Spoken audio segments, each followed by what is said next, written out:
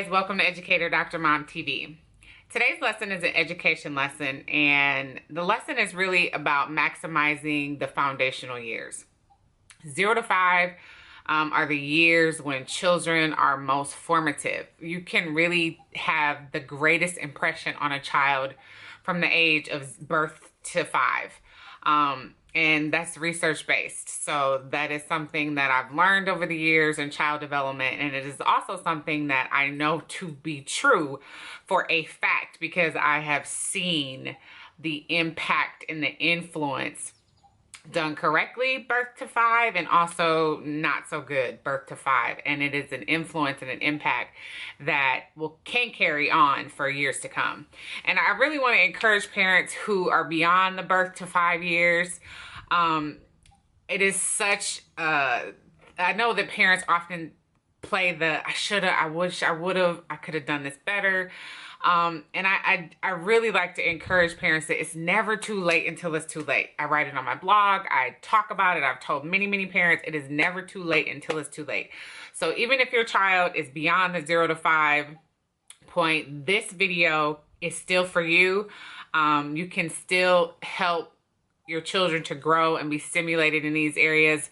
And it's great to start 0 to 5, but even if you miss that window, start now, because these tips can impact children that are beyond 5. So the first thing that I try to do myself, and these are all things that I'm trying to do myself. So again, I've always said I'm not the expert. This is from experience. This is what I am doing right now. And so these are just the 4 areas that I try to make sure that I'm stimulating for my children, because I just know that it builds lifelong skills. And the first thing is physical activity. I think in this day and age, so many children and adults are just sedentary. We don't do much. We don't have a lot of activity. And for children, they really learn through just playing. They learn linguistic skills. They learn social skills. They learn problem solving. They learn so many things just by playing by themselves. They can be creative. Their imagination develops. For sure, the physical activity is good for health purposes. So many of our children are obese because they don't go outside and play anymore. That's what we used to do, play. We used to play from sun up, come in for lunch, come in for dinner, and then play till the streetlights came on, at least me, and my brothers. So we just have to get our children moving more. And that's, again, at a very young age. And then also fresh air is just really good. It's just that deep breath in and out really does something for the brain. I don't know all the science behind that, but I know that it's true for myself. And for sure, my daughter, she thrives from outside time. In fact, if we don't go outside, like if it's bad weather and she doesn't get outside time, she really starts to get a little cabin fever, for lack of a better term. She really thrives when she gets to have that outside time. So that's the first thing that I try to do. The second thing that's really important for the young growing mind is teaching them those nonverbal and verbal communication cues.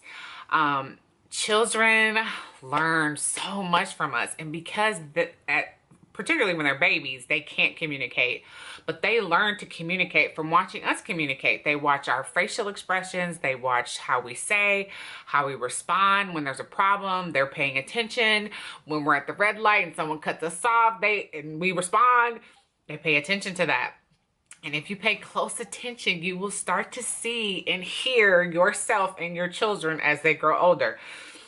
And again, if you've messed that up, it's never too late until it's too late. Just try to be more mindful about how you are communicating with them verbally and non-verbally. I really have to watch my non-verbal communication because I am very expressive through my eyes. I'm sure that you know this already if you're watching my videos.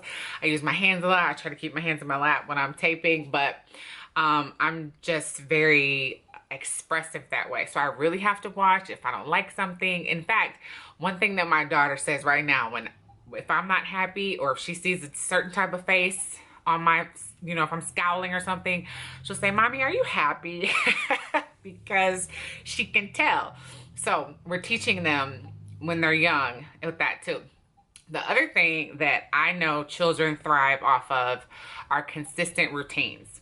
And I don't mean routines that are so rigid that they don't have the fluidness for them to just be a kid. I think it's really important to let kids be kids, and sometimes you have to get off the routine because they're just being a kid. But I do know that children thrive through routines. When they know what's coming next, they're able to keep their emotions under control.